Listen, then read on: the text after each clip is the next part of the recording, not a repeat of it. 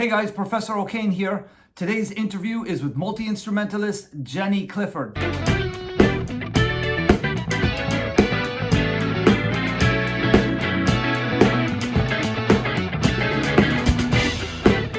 Did you just check out that smoking bass riff she just did? Serious. Anyways, let's hit the interview. Jenny, it's great. It's great to see you. I don't even know how your guitar playing was put in front of me. I don't know if it was I was searching around on Instagram or it was a recommended thing.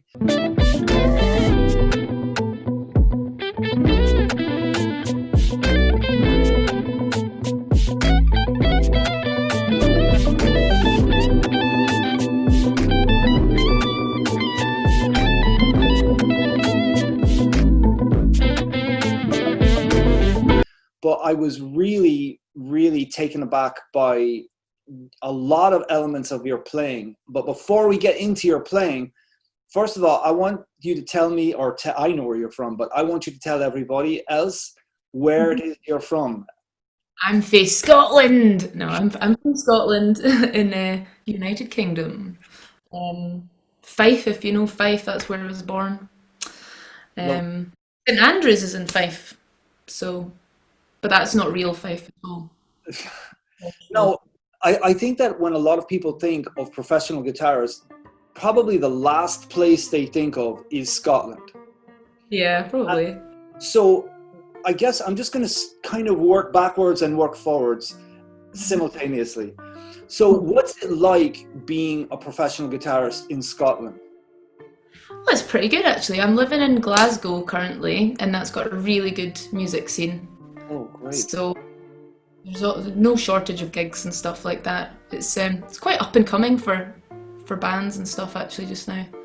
So are you playing 5 days a week, or are you playing and teaching? And how do you balance the two? Because I know you do both.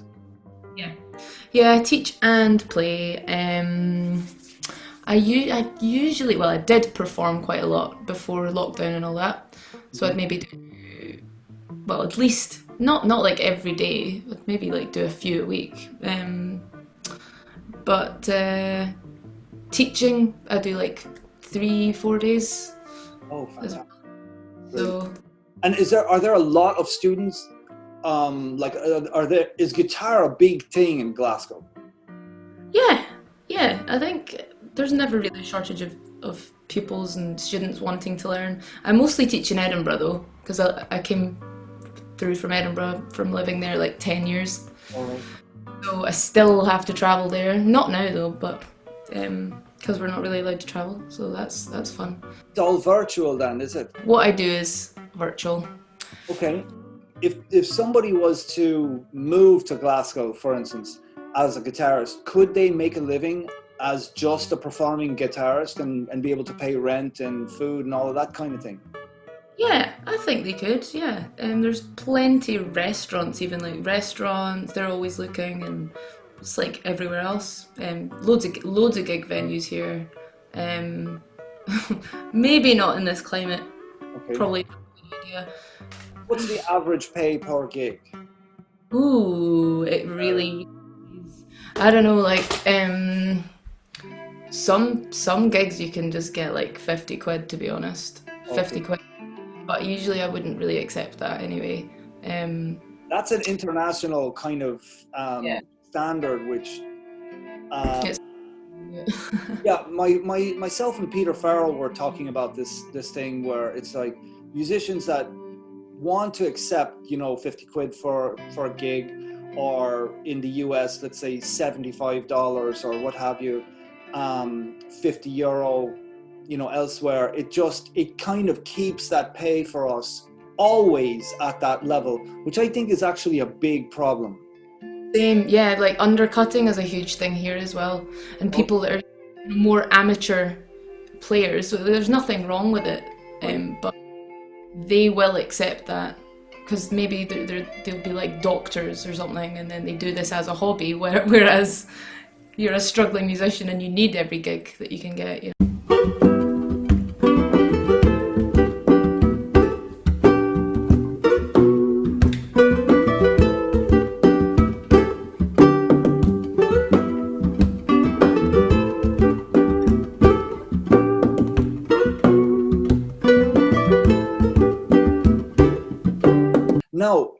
I've sort of stalked your Instagram videos, and there is I know. Did you feel the heat? Horrible. There's a thread that goes through really all of your videos that you put up. Especially, I think it was the last one where you said that you're it's gonna get.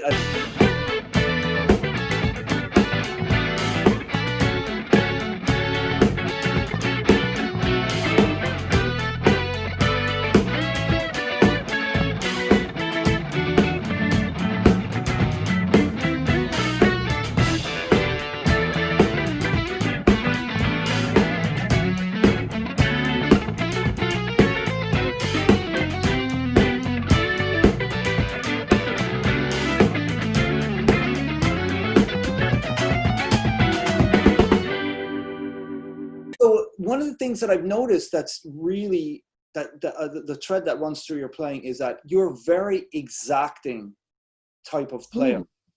I think so.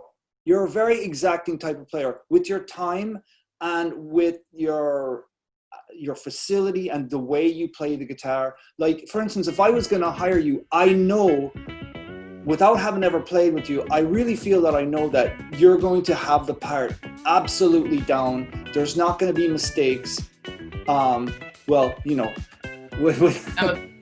yeah, I'm going to try and cut you off at the pass on that one. But it's going to be very solid. And I was wondering, is that a priority to you, or do you even notice that you do that? Actually, yes, I do. I work on it a lot. I think timing is the most important thing for me. So like getting the groove. I've been working on that a lot recently, actually, just like making sure I'm listening to the inner drummer in my head. Just like getting all those subdivisions in there. I think that's probably the trick, isn't it?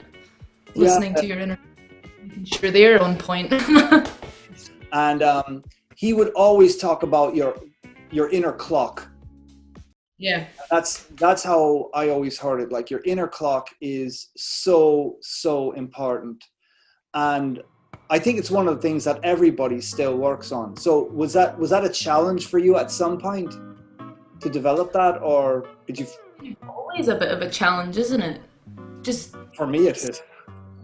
see if like my nails are just a bit rubbish, because I use my nails quite a lot and kind of rely on them. But if they're rubbish, like one of them could just maybe fire off a little bit at the wrong time, stuff like that. Just little things niggle at you, so you're always working on trying to iron it out.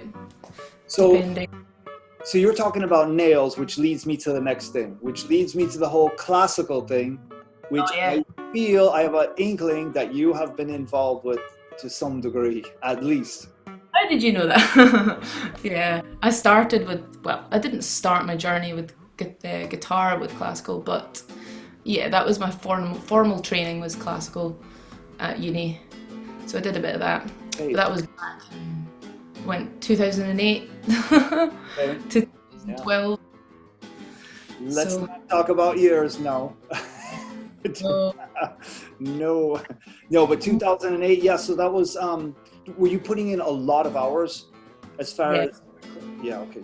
Yeah, that was pretty intense. So I don't really do much classical anymore. I use technique and I teach classical still, but I don't really play it. So are you using fake nails, or are you using your real nails?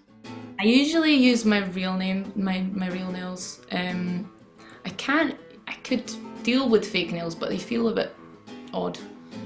But I would need to look into acrylics, I think. When did you make the transition from like being so entrenched in classical to starting your journey into funk and rock and that sort of thing?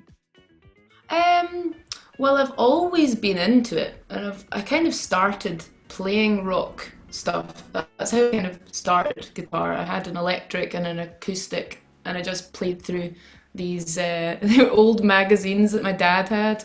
Just I can't remember the name of them, but it had all of the riffs in them. But anyway, I went on to do classical. I was into my jazz as well. But after that, I kind of got a bit burnt out with classical. And it took a few years to get back into playing for fun, actually. Yeah, a good few years. And then I got into like Andy McGee and stuff.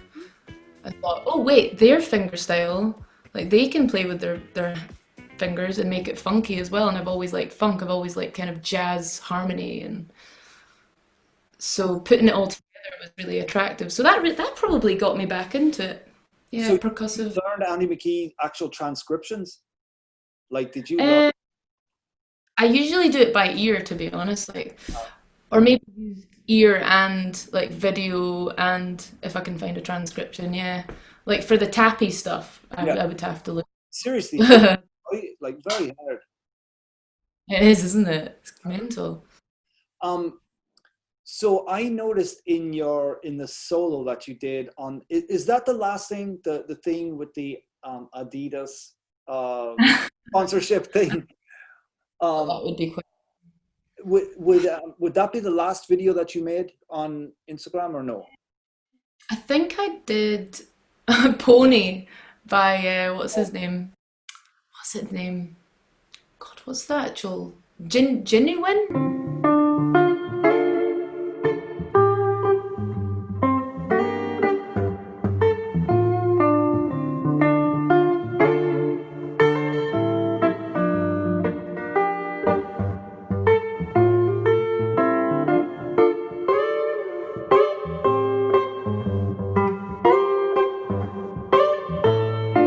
Or it's the solo that you did on the multiple Oh. Adidas one?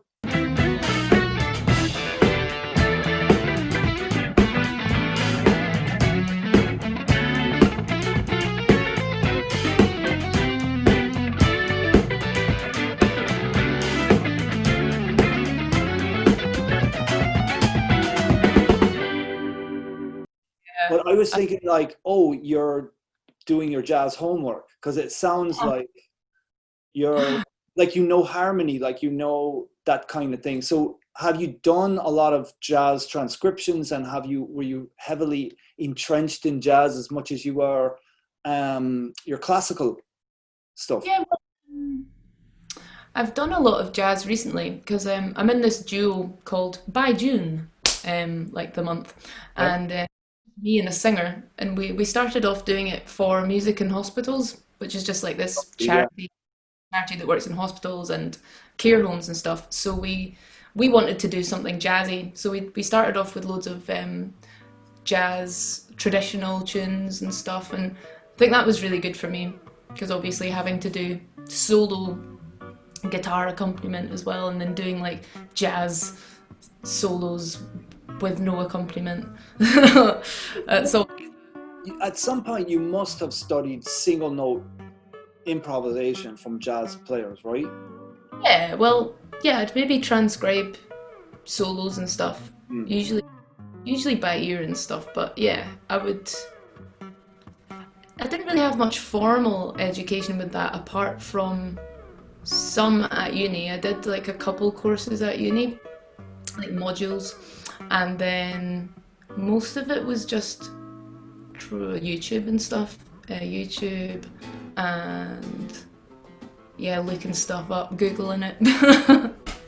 I think I'd love to get some formal training, like proper training on it, because there's a lot of gaps. Got to be good to yourself, don't you? And just let yourself enjoy whatever you're doing. So That's important. really hard. Is that something that you do a lot? Like, do you like take a moment to pause and say, Jenny, enjoy this? Yeah, I have to because I get stressed a lot with music. I think I think I burn out quite fast, and I've realised that. So due to my burnout problem with like classical, I realised that probably happened because I wasn't playing the stuff I wanted to play. Like, Okay. so I reckon I should probably just play stuff that I want to play. I think and I've kind of accepted that I'm allowed to play pop, I'm allowed to play rock and jazz and anything I want, and it's okay to be a jack of all trades. Because I don't know, if you find it fun, you find something entertaining from it. I You're always... Pardon? I was going to say, I went through the same thing when I was having to teach Autumn Leaves year after, not just Autumn Leaves, but this whole gaggle of, I don't want to say beginner because I know I'm going to get a ton of hate mail for it, but let's say the jazz tunes that have become very hackneyed. Playing music that you love to play is a real thing, and I think it's something that's very worthwhile for people to pursue. Yeah. And many times we don't. I know, because you think you should be playing something that you might be better at, even. Yeah, or something you should be playing. Like everybody is playing whatever, I don't know, funk or jam band stuff. I need to do that when actually maybe your real love is classical or country music or what have you. Do it, yeah. I'm not saying it's wrong. I wish I was, I loved classical and I was quite good at it. It's a shame there's no videos. No, I sound so I sounded so arrogant, but I was pretty good at classical. There's like no videos of that. That's quite annoying, isn't it? Well, there's always tomorrow when you can make them. You can't really tell if you've grown as a classical player if you don't kind of rediscover it. Yeah, which will be a good 6 months, wouldn't it? Yeah, and it takes a while and a lot of energy, so. And then meanwhile, like I was saying before, there goes the other stuff, like, all of the... well, I think that video that you made, were you playing drums on that as well? No, that's my friend Lauren McDonald. Okay. She's great. So I asked her to do a video of her drumming. Are you composing as well, right? Yeah, I compose, but I'm yet to really record my stuff. But I'm on the verge of maybe doing something funky, and it's my own project. I've got some other projects as well with other people, but I want to do my own thing, I think. And how do people follow you and hear about you? How can they do that? Or hear you? You could look me up on Instagram, Clifford Guitarist, with ist at the end. And same on Facebook, or Jenny Clifford. I'm on YouTube as well, but I can't get back onto my YouTube. I don't know why. So I've not uploaded for ages. I don't know why they're not letting me on. Behaving now. I know. Oh, and In Absence. I've got a band called In Absence, 2 words. And that's a project I do with my friend Kayvon, and it's mostly his baby. I heard that. That was very good. Oh, thank you. And your singing was really lovely too. Thanks. Yes, it's quite predominantly just harmony everywhere, really. That's it. Acoustic. Are you going to be singing your own songs as well? Yeah. Yeah, why not? Yeah, why not, right? You should do it. Yeah, I don't really write much singing stuff, but that's another thing I'm on the verge of, just wanting to get into that again. Dive in. Dive head first. I just think that's much better. I think there are a lot of lesser known players that really have a lot to offer, and that's why I wanted to introduce people to yourself, because I really like your playing. I really like your overall vibe, which I think is something that's unique to you and worth checking out. Hey, I like you too. Jenny, thanks for joining me today. I really, really appreciate it. The light wasn't too bad here. The Miami blasting fireball. And thanks again. And man, check this girl out. I'm actually pointing to her. Check her out.